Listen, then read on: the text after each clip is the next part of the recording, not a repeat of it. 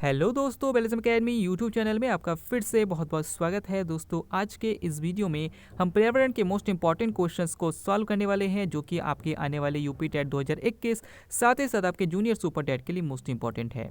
दोस्तों, इस वीडियो में मैंने सारे क्वेश्चन सेलेक्टेड लिए हैं जो कि आपके सिलेबस पर बेस्ड होंगे, साथ ही साथ आपके प्रीवियस ईयर क्वेश्चन पर बेस्ड होंगे।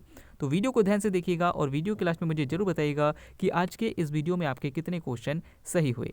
चलिए शुरू करते हैं सबसे पहले क्वेश्चन से। सबसे पहला क्वेश्चन, निम्नलिखित में से कौन सा कार्बनिक अम्ल अंगूर, इमली तथा केला में प्रचुर मात्रा में विद्यमान रहता है? ऑप्शन आपके सामने है एसिटिक अम्ल, सिट्रिक अम्ल, लैक्टिक अम्ल या फिर टॉर्टरिक अम्ल। इसका सही आंसर है ऑप्शन डी, टॉर्टरिक अम्ल। दोस्तों, अंगूर और इमली में अगर पूछा जाए तो टॉर्टरिक अम्ल पाया जाता है। अगर आपसे पूछा जाए सिरके में कौन सा अम्ल होता है तो याद रखिएगा एसिटिक अम्ल पाया जाता है।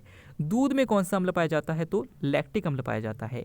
और अगर आपसे पूछा जाए नींबू में कौन सा अम्ल पाया जाता है तो सिट्रिक अम्ल पाया जाता है। साथ ही साथ एक इंपॉर्टेंट क्वेश्चन ये भी ध्यान रखिएगा कि जो चींटी होती है, चींटी में कौन सा अम्ल होता है तो उसमें फॉर्मिक अम्ल होता है। तो ये क्वेश्चन भी आपसे पूछे जाते हैं, याद रखिएगा। नेक्स्ट क्वेश्चन है, निम्नलिखित में से किसने कहा था स्वराज हमारा जन्मसिद्ध अधिकार है? ऑप्शन आपके सामने है एम के गांधी, जी के गोखले, बीजी तिलक या फिर दादा भाई नौरोजी। इसका सही आंसर है ऑप्शन सी, बीजी तिलक यानी कि बाल गंगाधर तिलक। दोस्तों, बाल गंगाधर तिलक जी ने ही कहा था स्वराज हमारा जन्मसिद्ध अधिकार है। इसके साथ साथ इन्होंने पंजाब केसरी और गीता रहस्य नामक पत्रिकाओं का प्रकाशन भी किया था।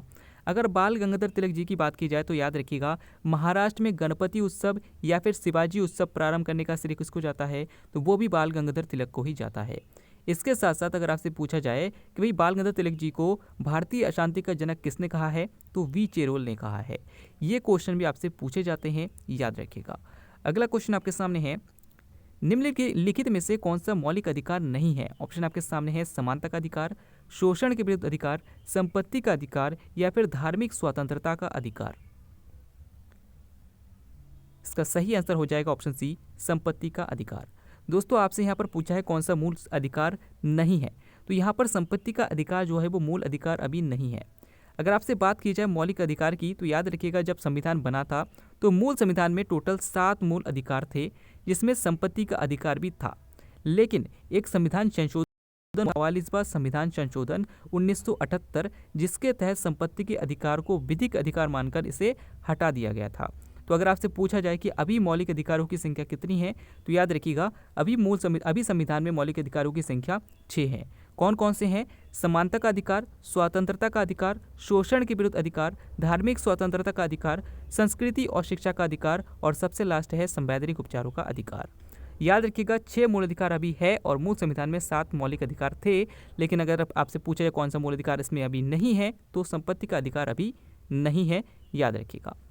अगले क्वेश्चन की तरफ बढ़ते हैं। अगला क्वेश्चन आपके सामने है, निम्नलिखित में से कौन सुमेलित नहीं है? ऑप्शन आपके सामने है लिपुलेख उत्तराखंड, नाथुला अरुणाचल प्रदेश, रोहतांग हिमाचल प्रदेश या फिर पालघाट केरल।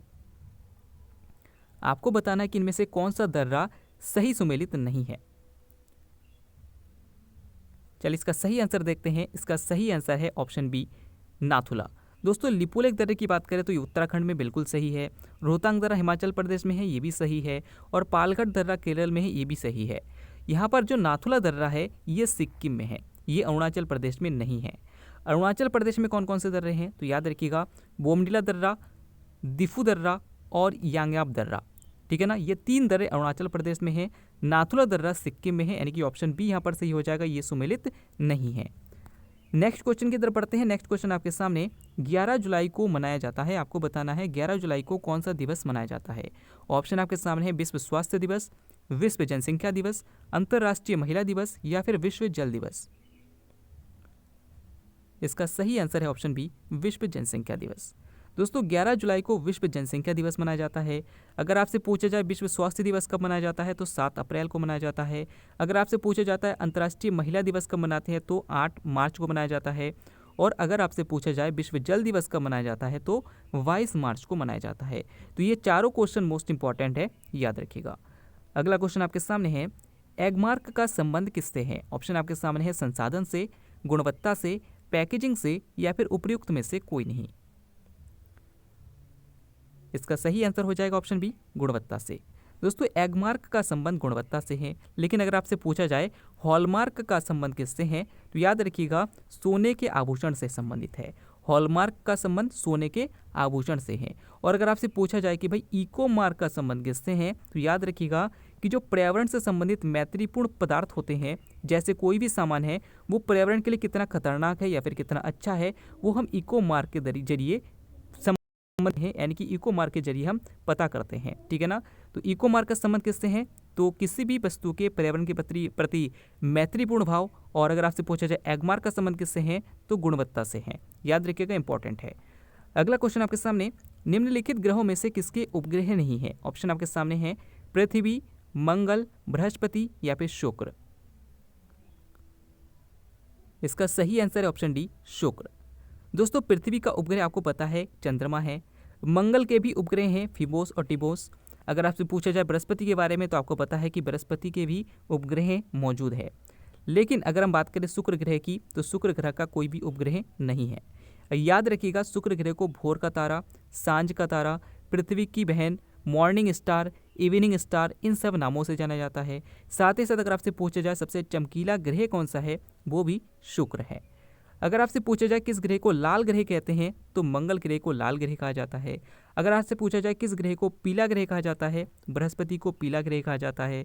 और अगर आपसे पूछा जाए नीला ग्रह किसे कहा जाता है तो पृथ्वी को कहा जाता है, क्योंकि इसके अधिकांश भाग में पानी है जो कि अंतरिक्ष से नीला दिखाई देता है। तो यहाँ पे ये सारे क्वेश्चन आपके सामने बन सकते हैं, याद रखिएगा। नेक्स्ट क्वेश्चन की तरफ बढ़ते हैं। नेक्स्ट क्वेश्चन है, निम्नलिखित में से किस संवैधानिक संशोधन से संपत्ति का अधिकार समाप्त किया गया। ऑप्शन आपके सामने है 24वां, 25वां, 42वां या फिर 44वां। मतलब संपत्ति के अधिकार को किस संविधान संशोधन द्वारा हटाया गया था, ये आपसे पूछा गया है। इससे पहले ही मैंने आपको क्वेश्चन में बता दिया है कि भाई 44वां संविधान संशोधन 1978 के द्वारा संपत्ति के अधिकार को विधिक अधिकार मानकर इसे हटाया गया था। तो यहाँ पर ऑप्शन डी यहाँ पर सही हो जाएगा। अगले क्वेश्चन की तरफ बढ़ते हैं। अगला क्वेश्चन है, मीथेन गैस उत्पादन करने वाला क्षेत्र कौन सा है। ऑप्शन आपके सामने है गेहूं का खेत, धान का खेत, कपास का खेत या फिर मूंगफली का खेत। इसका सही आंसर हो जाएगा ऑप्शन बी, धान का खेत। दोस्तों मैंने आपको कई वीडियोस में आपको बताया है कि भाई मीथेन गैस को क्या कहते हैं। मीथेन गैस की बात करें तो मीथेन गैस यानी कि ध्यान रखिएगा इसका फॉर्मूला होता है CH4। क्या होता है, CH4।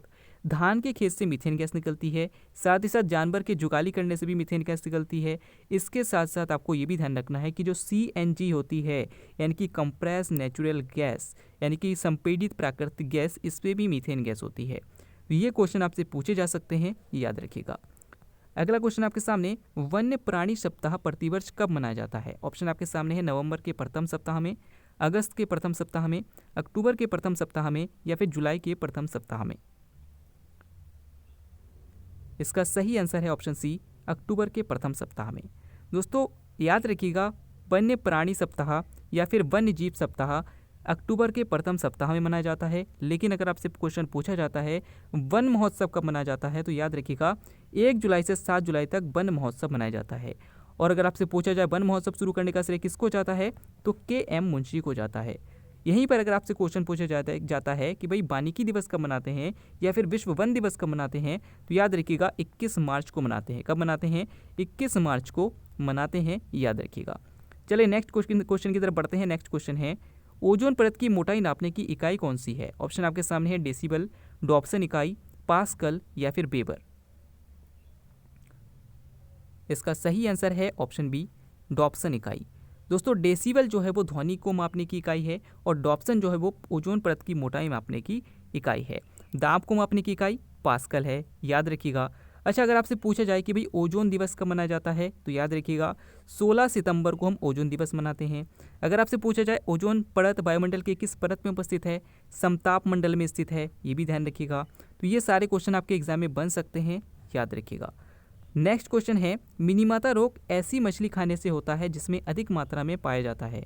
आपको बताना है क्या पाया जाता है। ऑप्शन आपके सामने है कैडमियम, आर्सेनिक, पारा या फिर ये सभी। इसका सही आंसर है ऑप्शन सी, पारा। दोस्तों पारे की वजह से मिनी माता रोग हो जाता है। अगर पारा मछली में पहुंचेगा और उसी मछली को इंसान खाएगा तो इंसान में मिनी माता रोग हो जाएगा। तो यहाँ पर आपसे क्वेश्चन घुमाकर पूछा है कि मिनी माता रोग ऐसी मछली के खाने से होता है जिसमें अधिक मात्रा में क्या पाया जाता है, पारा पाया जाता है। अगर आपसे पूछा जाए कैडमियम की वजह से कौन सा रोग होता है, तो याद रखिएगा कैडमियम की वजह से इटाई इटाई या फिर आउच आउच रोग हो जाता है। आर्सेनिक की वजह से ब्लैक फुट सिंड्रोम हो जाता है। ये सारे क्वेश्चन भी आपके एग्जाम में बन सकते हैं, याद रखिएगा। नेक्स्ट क्वेश्चन देखते हैं। नेक्स्ट क्वेश्चन है पपीते में पीले रंग का क्या कारण है? ऑप्शन आपके सामने है पपेन, लाइकोपिन, कैरिकाजेंथिन या फिर कैरोटीन।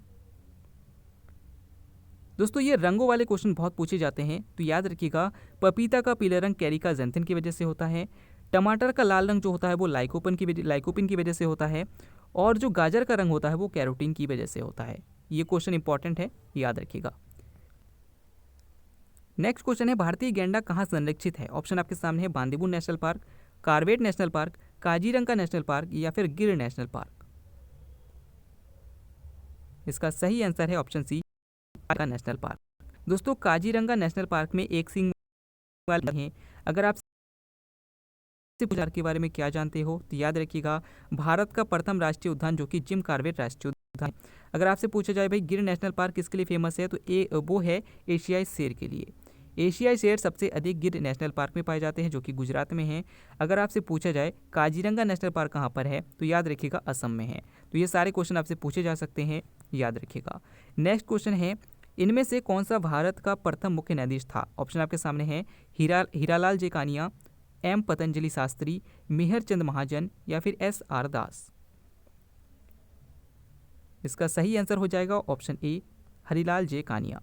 दोस्तों भारत के प्रथम मुख्य न्यायाधीश हरिलाल जे कानिया थे। यहीं पर अगर आपसे पूछा जाता है कि भी भारत की प्रथम महिला राज्यपाल कौन थी, सरोजिनी नायडू थी। अगर आपसे पूछा जाए भारत की पहली महिला मुख्यमंत्री कौन थी, तो याद रखिएगा वो थी सुचिता कृपलानी। तो ये क्वेश्चन भी आपके एग्जाम में बार बार पूछे जाते हैं, याद रखिएगा। नेक्स्ट क्वेश्चन है मानव के उन दांतों की संख्या जो जीवन काल में 2 बार निकलते हैं। आपको बताना है कि कितने दांत हैं जो जीवन में 2 बार निकलते हैं। ऑप्शन आपके सामने है 32, 28, 12 या फिर 20। दोस्तों इस क्वेश्चन का आंसर आप हमें कमेंट के द्वारा देंगे, हम आपके कमेंट का इंतजार करेंगे।